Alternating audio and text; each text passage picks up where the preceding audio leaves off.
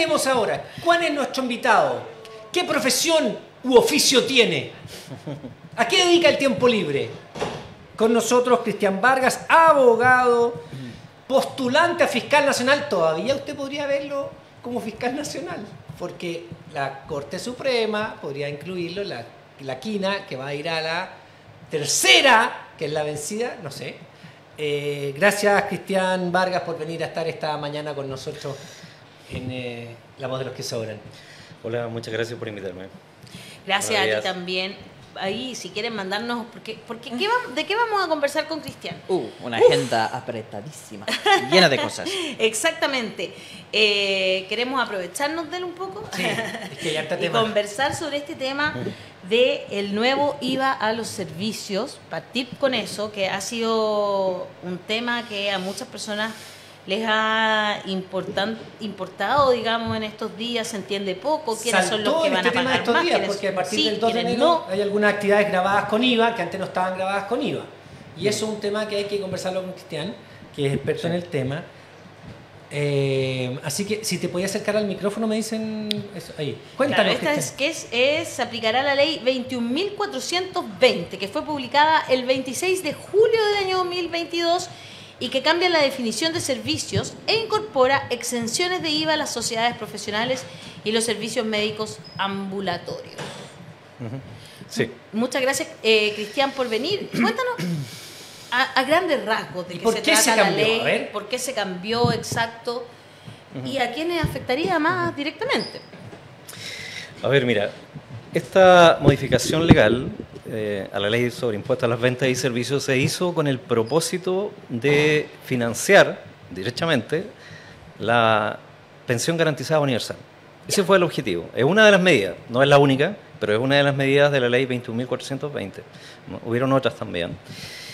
Y cambia bastante el panorama en relación con algunos servicios que estamos acostumbrados en Chile a que no tengan IVA. Ahora, el problema tiene varios aspectos que podemos referirnos a continuación sobre el tema del IVA, sobre la estructura del sistema tributario chileno, que tiene particularidades en relación con lo que existe por de pronto en los países OCDE. Pero, a ver, ¿qué es lo que cambia fundamentalmente? Es que se amplía lo que se llama el hecho grabado servicios, que hasta ahora era bastante restringido. Se restringía a ciertas actividades, a servicios de actividades industriales, actividades comerciales, mineras, entre otras. Pero ahora este hecho grabado de servicios se amplía de una manera bastante importante, de manera que cualquier servicio, cualquier acción o prestación que una persona realice para otra y por la cual perciba una remuneración, cualquiera ella sea, comisión, prima, etcétera, remuneración en términos generales, va a estar afecta a IVA. Eso tiene como consecuencia, por ejemplo, que los servicios profesionales, como los de un abogado, los de un periodista, los de un médico, en principio, un académico, estarían afectos a IVA, en principio. Perfecto. Sin embargo, la misma ley estableció algunas exenciones que se suman a otras que existían.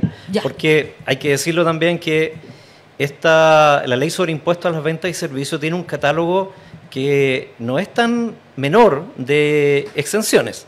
Pero ahora se suman algunas. Se amplió el hecho grabado de servicios, pero también se declaran exentos por la misma ley algunos que son importantes. Por ejemplo, los servicios profesionales, pero que son prestados por una persona natural.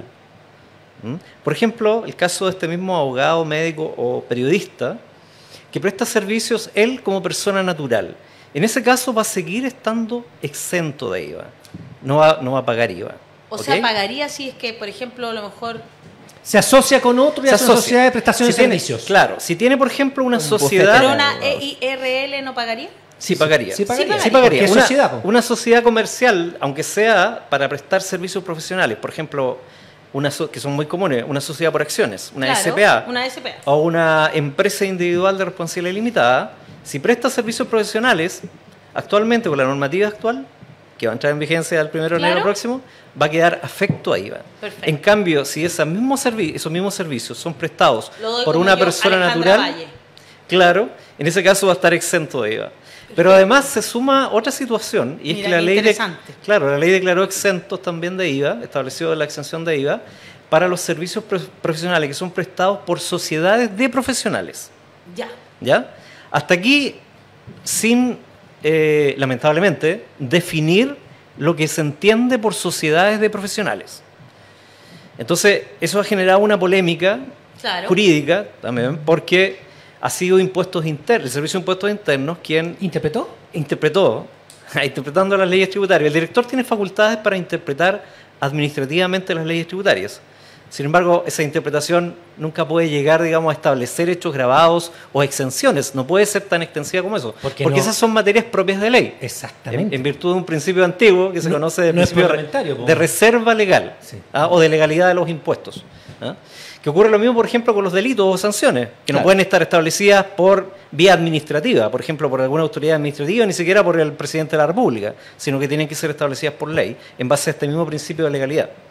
Legalidad de los impuestos, pero también legalidad de los delitos y de las penas Claro. y sanciones. Bueno, lo que ocurre entonces es que las sociedades de profesionales van a también estar exentas de IVA. Y por sociedades de profesionales, impuestos internos ha interpretado que son aquellas sociedades formadas por personas, una sociedad de personas, no de capitales, en que todos los partícipes de esta sociedad trabajen en la sociedad prestando estos servicios que constituyen el objeto de la sociedad, servicios profesionales, por ejemplo. Que todos ellos participen y trabajen en la sociedad prestando estos servicios. Eso supone que tengan todos profesiones similares, idénticas, similares o afines, complementarias. Pongamos el ejemplo de nuestra sociedad. Es que no podría ser.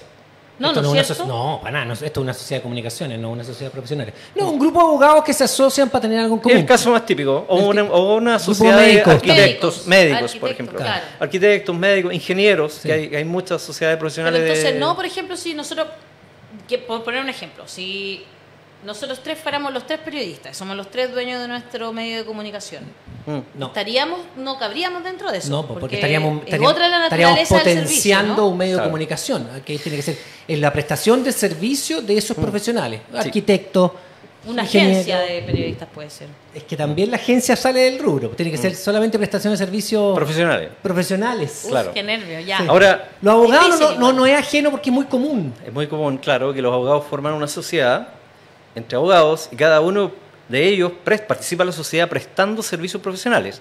No hay socios que aportan solo capital, que es otro de los requisitos que Impuestos Internos ha establecido. O sea, que no existan socios en estas sociedades Capitalistas. profesionales que solo aporten capital, sino que todos los socios tienen que prestar servicios en la sociedad, estos servicios profesionales, trabajar en ello.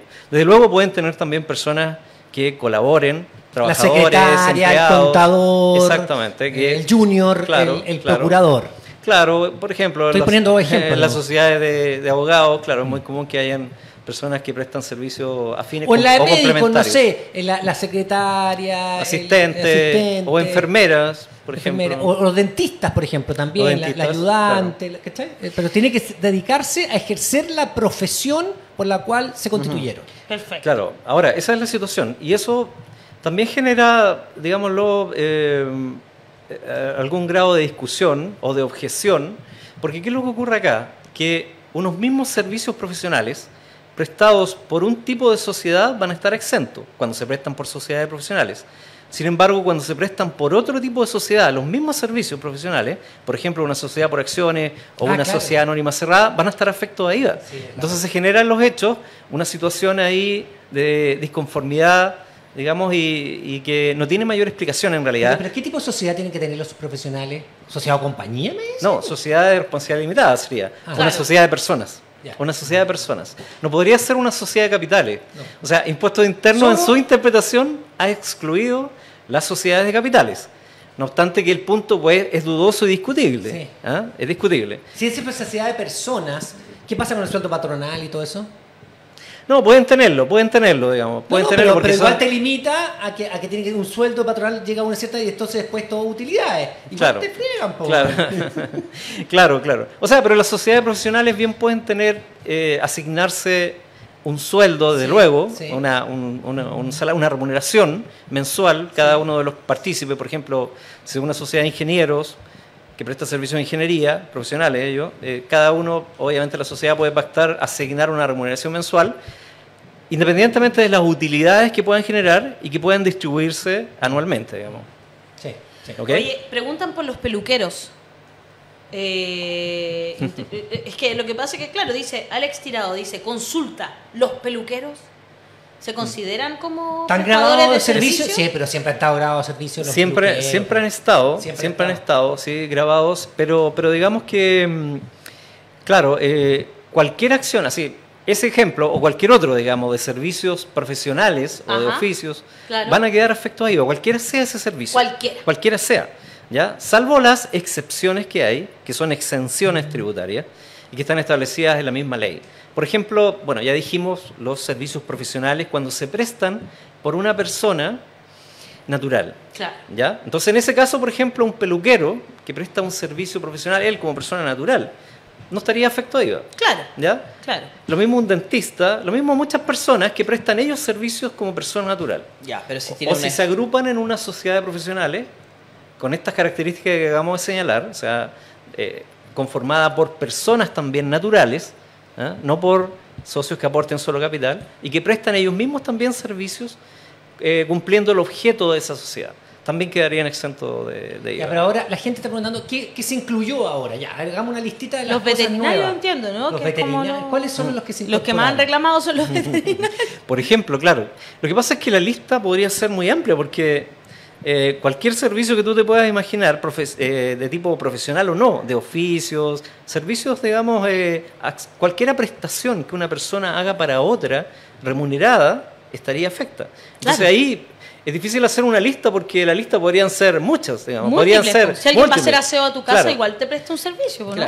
Claro, por ejemplo, Claro. pero claro, lo que tú dices, por ejemplo, uno de los casos que ha sido cuestionado o que ha estado como en la opinión Sí. pública últimamente es el de los veterinarios. Exacto. Porque esos, los servicios que prestan clínicas veterinarias no quedan dentro de la exención Perfecto. general de los servicios médicos ambulatorios. Ya, ese es el problema, porque hay una exención que se refiere a los servicios médicos ambulatorios.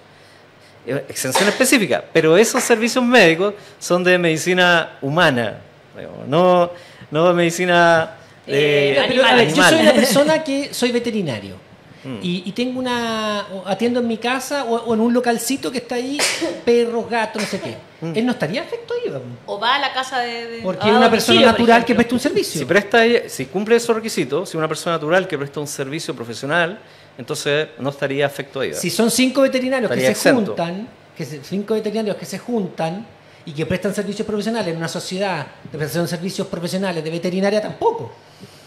Tampoco, si es una sociedad de profesionales tampoco. Pero Wow. es difícil porque las clínicas siempre van a otras áreas, digamos, a operas, no sé, venden comida, Claro, comida además, de perro. y ahí- se exactamente, venden los productos. exactamente, ese es el problema, porque el requisito, al menos en la interpretación administrativa del Servicio de Impuestos Internos, Habría que llevarlo a es que el tribunales. objeto sea la prestación de servicios profesionales. Por ejemplo, y por lo tanto, en el caso que tú señalas de una clínica veterinaria, no solamente prestan el servicio profesional de atención médica a los animalitos, sino que también venden comida, venden juguetes, entonces ese ya es otro objeto comercial en este caso. Entonces no podría ser una sociedad profesional ya, con ese objeto comercial.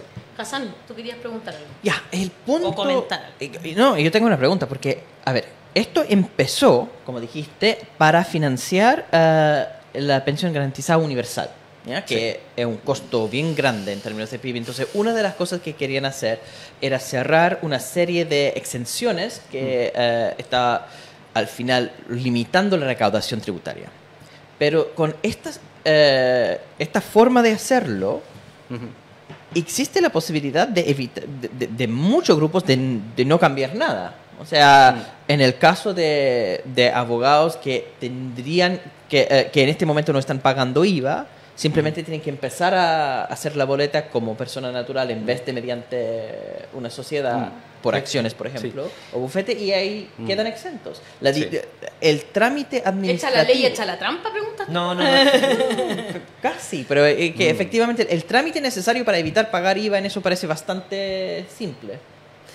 Sí, pero no siempre es posible cambiar tan fácilmente el ropaje jurídico, por decirlo así. O sea, hay sociedades de ingeniería, por ejemplo, que conozco algunas, varias, que no es posible para ellos cambiarse a una sociedad de profesionales, a una sociedad de responsabilidad limitada, por ejemplo. Claro. Son sociedades por acciones, o son sociedades anónimas cerradas, Nosotros estamos- o tienen otra forma jurídica de organización, y no es tan fácil cambiarse ahora. Y esos antes no estaban pagando IVA porque estaban No estaban prestándose- pagando IVA, no estaban pagando IVA. En cambio, ahora van a tener que pagarla. Entonces, son muchas las sociedades de profesionales que, por distintas razones, económicas, jurídicas, comerciales, etcétera, de su relación con los clientes, etcétera, que no van a poder cambiarse a una sociedad de profesionales, así como lo exige Impuestos Internos, con esos requisitos. Cristian, Ahora, a mí llevarlo como- a tribunales y que los tribunales decidan, porque en el fondo ustedes saben que lo que acaba de decir Cristian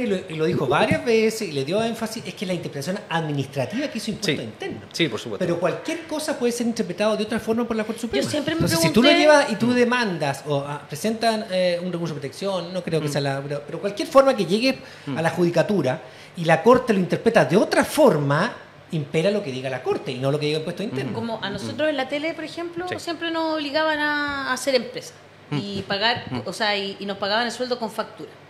Pero yo tenía una EIRL que Claro. incluso me la conformó un jefe que tenía. Él me pasó como su... ¿El modelo? Sí, como el contador y el abogado, y ellos me ayudaron a armar la empresa a ese nivel. Que era como... Siempre me pregunté por qué, si a pesar de que yo no pagaba IVA, porque mi EIRL era exenta de IVA, a él le convenía que yo le pasara una factura en vez de una boleta. ¿Cuál es la diferencia en ese sentido? Porque tú eres una trabajadora y lo hacías pasar por empresaria. Exactamente, claro. Lo que ocurre ahí es que lo que siempre puede discutirse es que hay una relación Sí, hay, laboral, ¿no? La una relación relación laboral. de subordinación y dependencia con la que presta servicios Perfecto, profesionales. Eso siempre entiendo. puede ser una relación discutida, ¿cierto?, en tribunales por el trabajador. En cambio, si es una empresa la que presta servicio, bueno, ya no hay duda ahí, no hay ninguna relación de tipo laboral, sino que de tipo comercial. Aunque igual hay sentencias de los tribunales Ah. laborales en que yo he logrado y he visto sentencias de tribunales laborales en que se ha dicho me obligaron a hacer esta sociedad, me obligaron a... Y igual el tribunal laboral dictamina Siempre. que fuiste trabajador y lo obliga a pagar los años de servicio y toda la cosa. Súper. Yo creo que siempre puede legalmente discutirse, claro. Lo mismo el caso que conversábamos recién sobre esta interpretación que hace el servicio, que puede estar bien o no, es una cuestión de opinión, desde luego, pero a ver, aquí lo importante como técnica legislativa es que si se establece una exención, por ejemplo, para las sociedades profesionales, sea la misma ley la que defina sociedades profesionales. ¿Qué es lo que entiende por una sociedad de profesionales? Porque si no deja... Transfiere muy abierto y transfiere el problema, por decirlo así, Claro. al Servicio de Impuestos Internos de tener que fijar límites. ¿Qué es lo que se entiende por sociedades profesionales?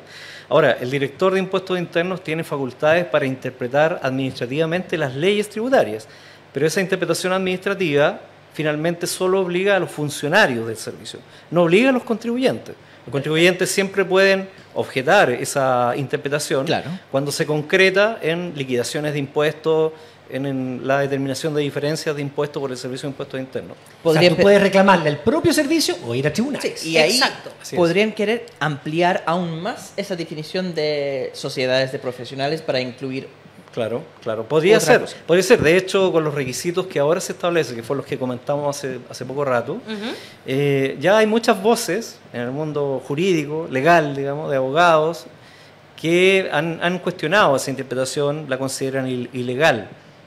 Esa interpretación, sobre todo por esto que decíamos de que al final unos mismos servicios, según sea quien los presta o la forma jurídica que tenga, van a estar o no grabados, y eso no parece adecuado en relación con principios tributarios Sí. del establecimiento de los impuestos. Entiendo perfecto.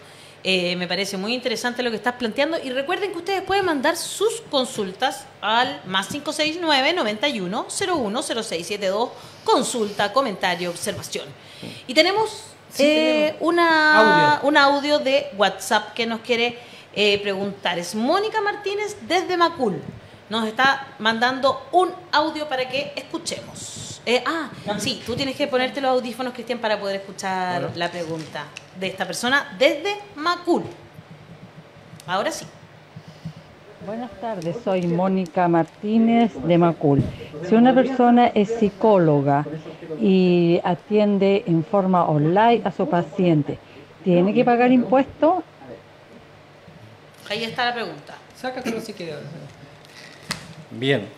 IVA, si cumple estos requisitos de ser una prestación de un servicio profesional realizado por esa persona natural, no pagaría IVA, independientemente del medio por el cual se presta. Puede ser un medio tecnológico, vía internet o personalmente, digamos, independientemente de eso, no va a quedar afecta a IVA en ese caso, digamos. Si es Paga, tiene que entregar boleta, no afecta a IVA, pero tiene que entregar boleta. Eso ojo. sí, o boleta de honorario puede ser. Boleta de honorarios, sí, boleta de honorario. A los pacientes se le entrega boleta de honorario y después tiene que entrar el 11 y tanto por ciento el día 15, no sé cuánto. Actualmente, lo que no paga es IVA, ojo. Actualmente es el 12,5%. Sí. 12,5%, eso 12,5%. ¿Y si estás pagando el préstamo que te dieron en pandemia?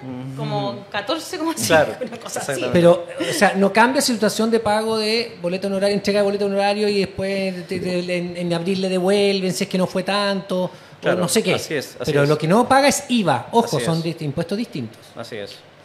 Oye, vamos al tema de si va a ser fiscal nacional o no. Ahora yo quería decir una cosa, mira, claro, muy buen tema el de fiscal nacional, pero antes hay un asunto que a mí me parece importante en relación con el IVA, de decir.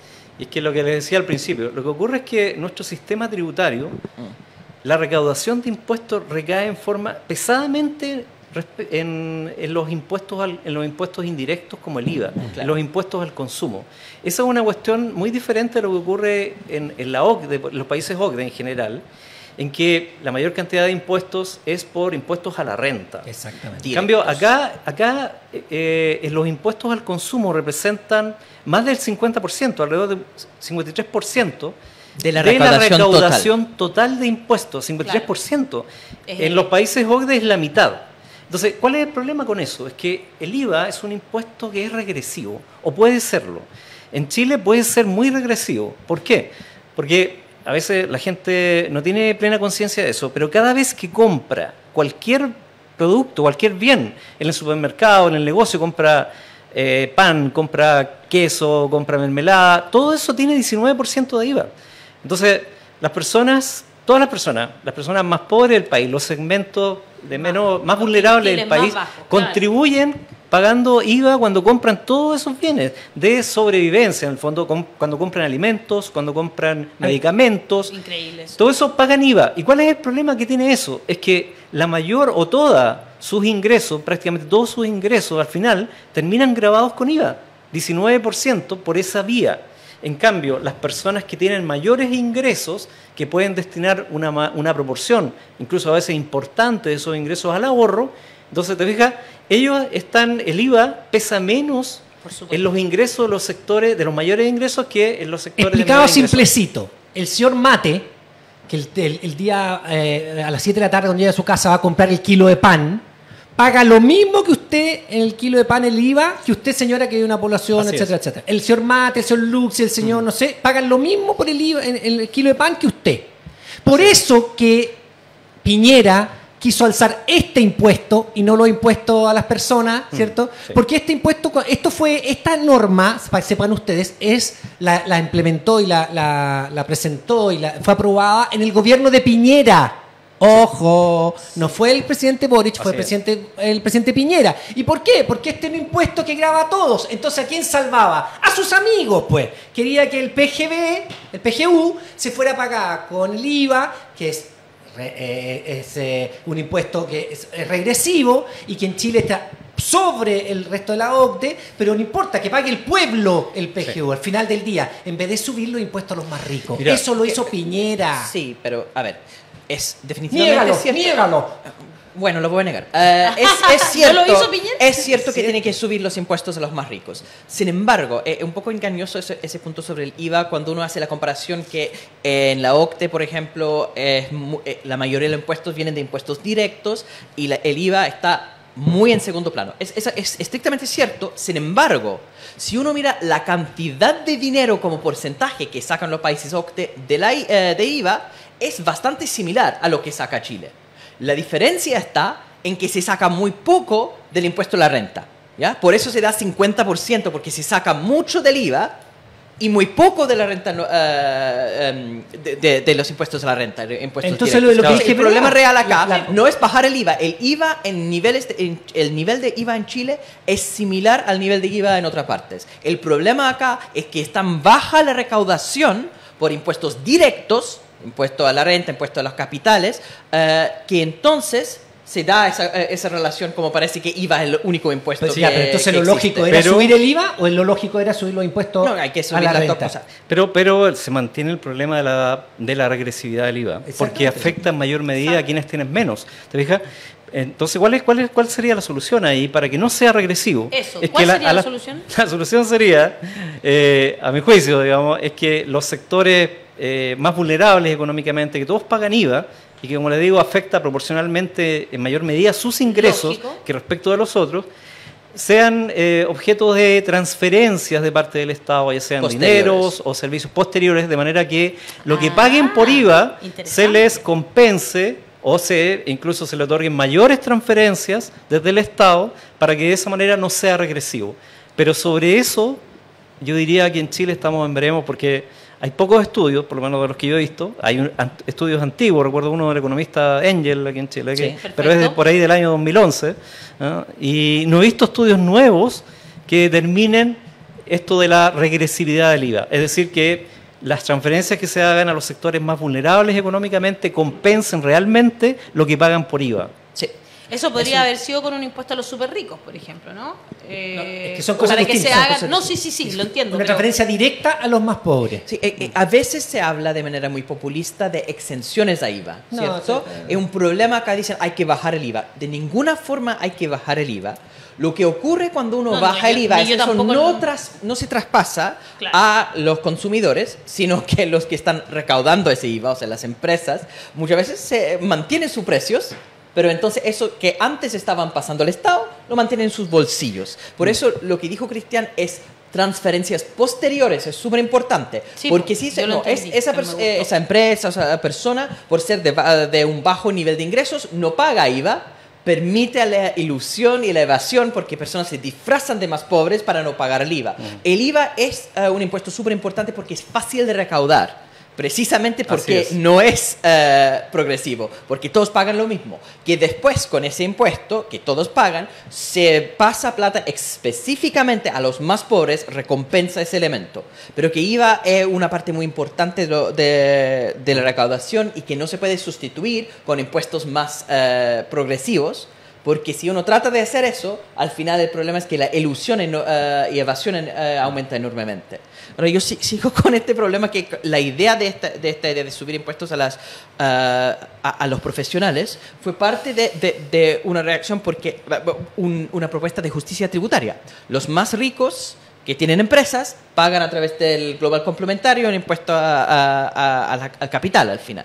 Los empleados, el impuesto de segunda categoría, ¿cierto? Que pagan así porque están trabajando como dependientes en alguna empresa y se saca de ahí. Las personas como los abogados o los médicos que están dando esas boletas, entonces, ¿en qué sentido están pagando impuestos? El global De la misma complementario, forma. Ahora, Siempre han pagado global O complementario. sea, siempre han pagado impuestos a la renta. Sí, pues siempre han no pagado IVA, impuestos a la sino renta. que impuesto a la renta, pero es otro impuesto, obviamente. Claro, es el impuesto a la renta, que es progresivo, que en Chile tiene, por ser progresivo, tiene una escala de tasas. Esa escala aumenta en la medida que aumentan los ingresos. Exacto. Claro. Que puede llegar, tiene un tramo exento, que es hoy día de Hasta- aprox 7 millones anuales, ¿sí? 7 millones anuales de ingresos que no pagan Después impuesto a la renta. 7 Sí, millones 10. anuales. Que se- Anuales. Sí, y, eso que, es y que llega hoy día hasta 45% de Llega al sí, 45, sí, 45. Era el 42, 45. ahora, sí, sí. sí, Sí, yo Pero encuentro tenés que ganar mucha plata para pagar 45% de... claro. O sea, Sí. mucha, porque yo me Sí. acuerdo haber pagado mucho, harto impuesto cuando Mm. el año que gané. Mucha plata. Bien. Ahora, igual sigue siendo, en ese sentido sigue siendo bien, injusto, yo pienso, en aquellos que tenemos profesiones que no ganamos tanta plata. Po. Yo hago una prestación de servicio y no me gano los 5 millones que se gana mi amigo que es abogado penalista, ¿cachai? Claro. Me gano Bueno, pero eso es un tema de 250 lucas. Entonces, como que de repente por eso, y ser de los que más pagan impuestos, igual es injusto, a eso voy. Porque nos ponen a todos en el mismo saco, po. Los que prestan servicios pequeñitos, No, el que va a ver a no. un gatito que Pero lo ese va a atropellaron. pagar no sé. mucho menos porque le ingresó mucho menos plata. Pero Claro. pagáis en porcentaje lo mismo. Po. No, No, pero- No, el impuesto a la renta es, Pero- tiene- Ah, es pero- No, es progresivo. que yo no estaba hablando de la renta, yo estaba hablando del IVA. El Estaba- caso del IVA- es el problema de la Perdón, doble perdón. tributación. Algunas personas pagan, algunas actividades están tienen que Exentas. pagar primero IVA y después el impuesto a la renta. Entonces es supuestamente Eso doble es tributación. siempre así. Todos los que van a comprar pan pagan IVA. Y Sí, después entonces pagan de todos su- deben estar pagando, pero algunos no están pagando IVA. Volvemos al punto. Ah, bueno, pero eso ya... A ver, eso Claro. ya son los Ahora, lo otro que hay que tener presente es que el IVA es un impuesto al consumo en Sí. Chile. Es un impuesto al consumo. Por lo tanto, todos los intermediarios en la cadena de producción, comercialización, distribución de bienes, para ellos, en principio, el IVA es neutro. Sí. Porque es crédito fiscal para ellos. O sea, lo que pagan por IVA es un crédito fiscal que pueden imputarlo a su vez a los débitos, que se llama, que es el impuesto que ellos recargan a sus clientes cuando venden o prestan servicios. Entonces, para ellos en principio es neutro. Igual para las empresas, cuando reciben una factura con IVA, si ellos no son contribuyentes de IVA, no es crédito fiscal, pero de todas maneras, de acuerdo a la legislación tributaria, la ley sobre impuesto a la renta, ese IVA, esa factura con IVA que ellos reciben y pagan, eso para ellos constituye un gasto necesario para producir la renta. Entonces, para las empresas, en principio, el IVA, si son empresas que son contribuyentes de IVA, es crédito fiscal, y si no es así, es un gasto, y por lo tanto lo deducen Lo de impuesto a la deduciría renta. igual, perfecto. Entonces, ¿a quién afecta al final en esta filosofía del IVA, si ustedes quieren, o principios del IVA? Afecta al consumidor final. Claro. Él es el que patrimonialmente, económicamente, se ve afectado por el IVA. No los Perfecto. intermediarios, no el comerciante, Claro. por ejemplo. ¿Ok? Ya. Oye, bueno, antes que terminemos el programa, porque ya estamos súper avanzados, quería preguntar por la teleserie Fiscal Nacional. po. ¿Alguna Cristian, porque opinión tendrá este candidato a fiscal nacional? Usted va a ser el candidato futuro. en el Claro. número 17. No, ya no soy ¿Ya no? candidato. ¿Por Voy qué? a- ¿Por qué? Porque renuncié a la Ah, tú candidatura. Yo renunciaste. renuncié. Ah, espera, para. ¿Eres el tercero que renuncia entonces? No lo sé, pero Renunció sí. Rodrigo, me acuerdo el apellido. Ríos. Sí, después renunció Y una Karina- niña. hace poco. Karina- Vas a ¿Pero por qué? Nosotros necesitamos a ti Ay. como fiscal nacional. Me olvidé de su apellido, perdón. Karina, que Claro. es abogada de derechos humanos. ¿Y vas a renunciar en serio, Cristian? Sí, voy ¿Ya a renunciar. renunciaste? Sí. ¿Y por qué? Sí. A ver, mira, varias razones. Una, lo primero es que a mí me parecía que en esta elección del fiscal nacional se corría el riesgo de repetir un proceso de enorme deslegitimación Sí. de una autoridad como es el fiscal nacional, Sí. que hoy día parece más importante que nunca. Se corría ese riesgo y ese riesgo se concretó, Sí. en definitiva. Sí. O sea, se repitieron las mismas prácticas de la última elección de fiscal del señor Aur. Recordemos que esa elección de fiscal, la última, de hace casi 8 años atrás, o 8 años atrás, Karina Fernández, perdón, era solo para decir el apellido, Karina que también, Fernández, sí. que también renunció. en esa elección del fiscal nacional, igual como ahora, lamentablemente, lo que primó no es la discusión amplia, pública, abierta, del programa que llevaba el fiscal nacional, Tal. también de su trayectoria, porque es importante qué garantías puede dar, por ejemplo, de independencia, de conducir en forma independiente y autónoma el Ministerio Público. Autónoma me refiero de presiones Sí. indebidas que al final tuercen la justicia. Entonces se perdió esa oportunidad definitivamente porque se repitieron las antiguas prácticas de reuniones previas, secretas, de opacidad, de un proceso opaco, ¿no?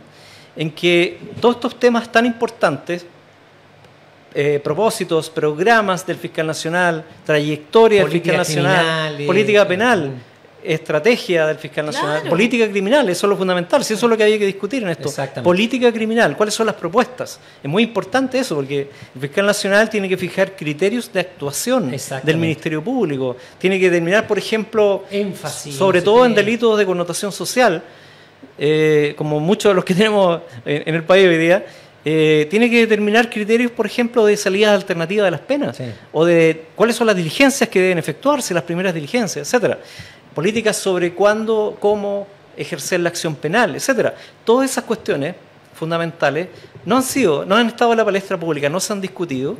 No se sabe por qué, por ejemplo, lamentablemente la Corte Suprema elabora una quina y elige a 2 candidatos con 17 votos, o sea, prácticamente casi unánime, 2 candidatos con 17 votos cada uno. ¿Cuáles son los factores que incidieron en esa votación? Eso no se conoce. Los criterios. ¿Cuáles son los criterios que la Corte Suprema aplica para elegir una quina? Pero también, lamentablemente, de parte del Ejecutivo se ha desperdiciado una oportunidad, porque del Gobierno no se sabe cuáles son sus criterios. Por ejemplo, ¿qué opinión tiene el Gobierno en esta elección de fiscal nacional?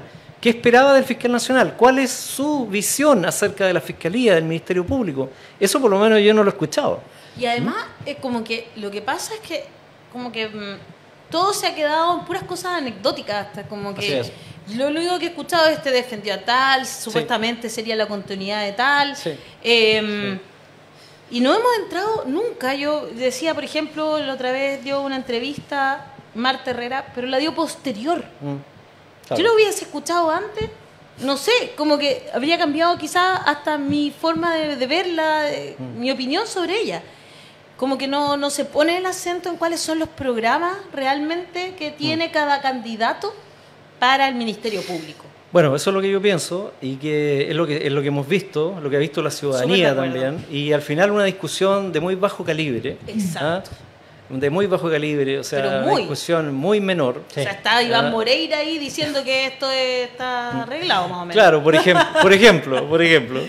Entonces, bueno, creo que ahí no se avanzó mucho en un proceso que reclamaba transparencia, reclamaba nuevas prácticas, reclamaba, yo creo, otra visión al respecto de mayor altura de miras, pero lamentablemente no se ha visto eso. ¿Cómo crees tú que debería ser la elección? Hemos tenido acá entre los tres conversaciones sobre eso, desde que sea una elección popular hasta que, no sé, pues sea mucho más transparente también de otras formas, que lo decía también Daniel, que a lo mejor no era necesario que fuese una elección popular, pero que sí tuviese, como tú dices, no sé, porque se hubiese hecho un debate televisivo o por internet, por último, no sé.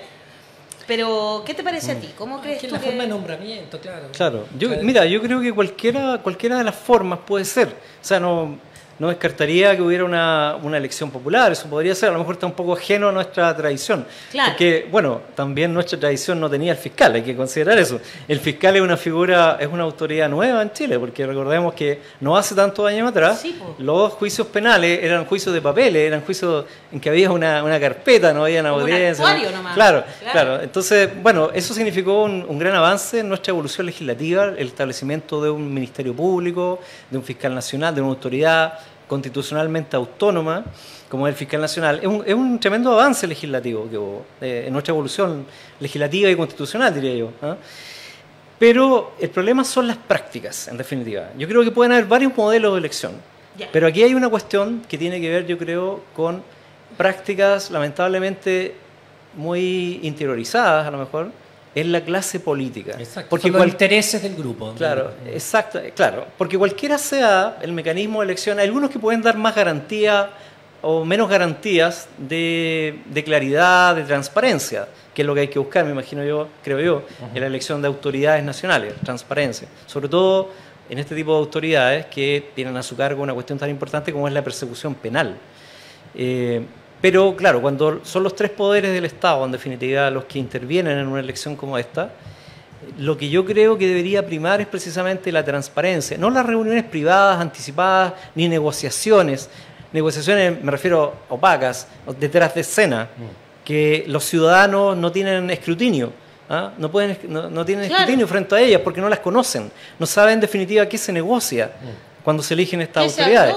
Claro, en la última elección, lo que quedó demostrado, en la última elección de fiscal, la anterior, es que al final lo que primó era buscar un candidato que diera garantías de impunidad a la propia clase política que estaba siendo afectada por los delitos de financiamiento ilícito de la política.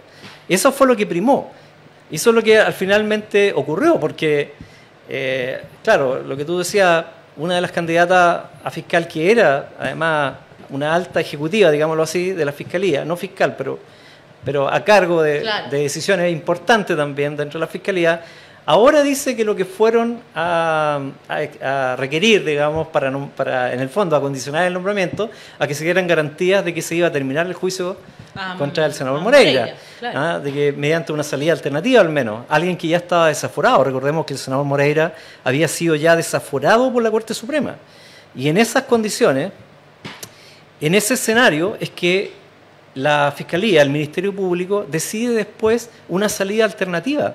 No un juicio, no ir a juicio, Exacto. sino que una salida alternativa, lo que significa simplemente, en los hechos, impunidad.